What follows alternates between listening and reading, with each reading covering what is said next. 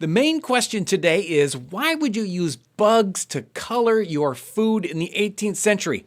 Thanks for joining us today on Questions and Answers with James Townsend and Son. We've got so many great questions. Here is Arya Davidson. She says, I have a question. If you want to do the first two recipes in the oven, and this is from the Campfire Pumpkins episode. It's from the first season. It's a long time ago. If you want to do those first two recipes in the oven, what temperature would you set it at? Or is it even possible to do this without a fire? It is definitely possible to do this without a fire. And if you were going to put these...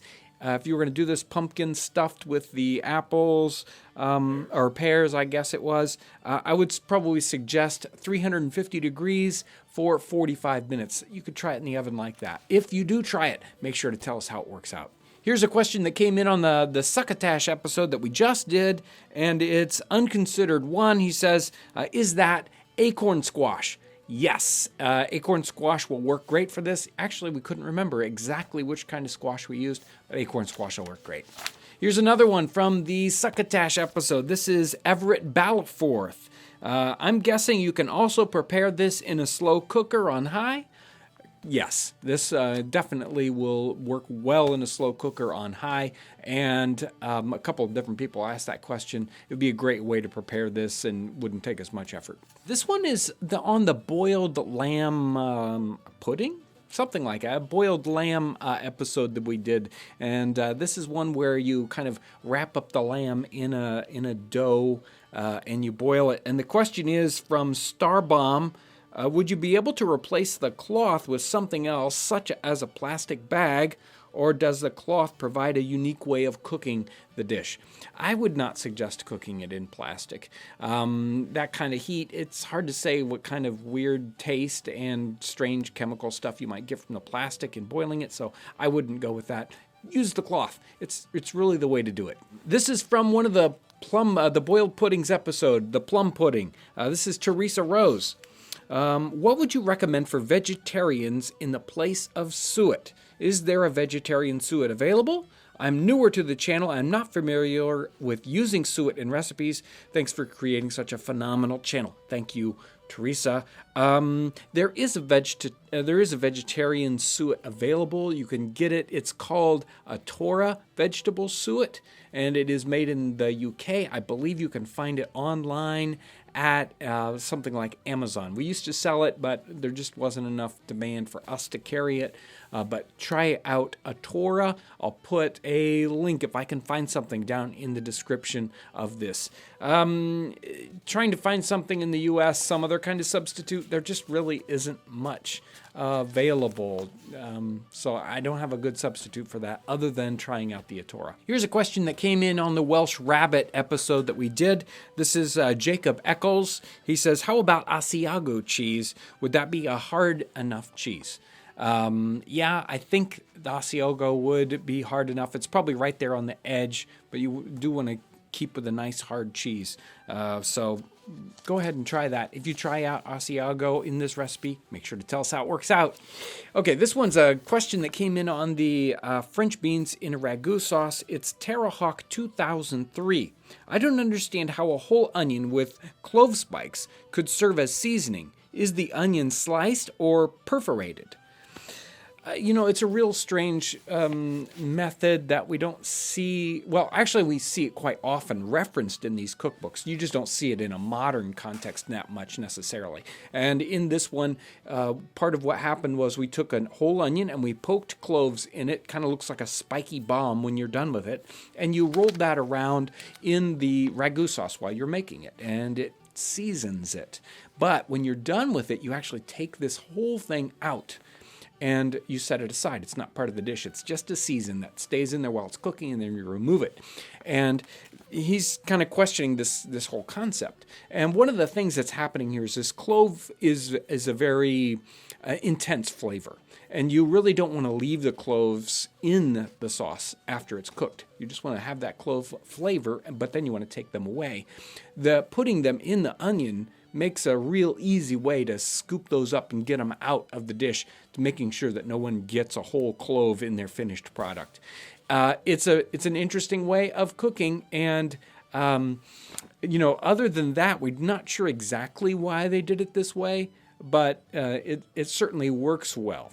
Here's a question from Peter the Great. It's from this most recent Paw Paw Pudding episode. Great video as always, but I have a question. Why do you never use a fork in your videos instead of using a knife? Did many people in the 18th century have no forks, or was there another reason for that? Well, here's what I typically eat with in a lot of the cooking episodes. It's one of the knives from our knife and fork set. And you can see how the end of this knife, it's not like a knife that you'd necessarily see too often today. It's got a nice big round tip to it, and it's actually meant for eating.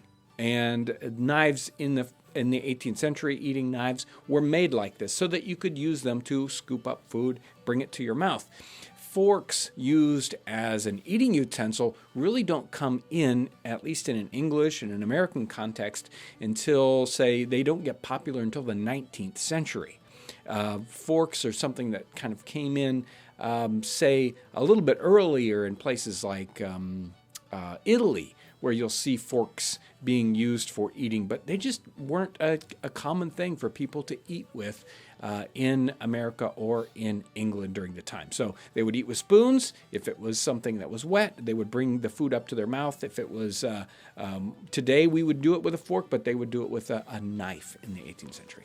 And here's kind of the main question today. It's an interesting one. It's from the pickled eggs episode, but it works with a couple of different concepts here. And the person that's asking the question is time for a change in government. That's a long word there, all strung together.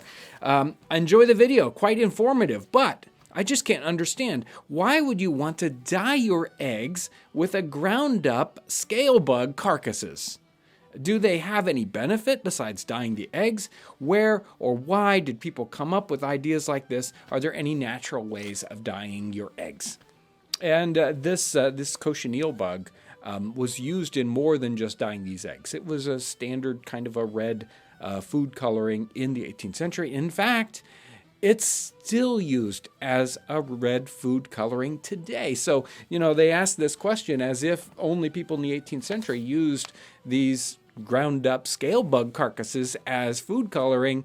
But I can guarantee you're eating red scale bug carcasses today in something that you eat, because we still use that, not necessarily in every kind of red food coloring, but in certain ones. Do they have any benefit? No, they're just a coloration. There's no flavoring there at all. I wouldn't want bug flavoring anyway. Why did people come up with it? I have no idea.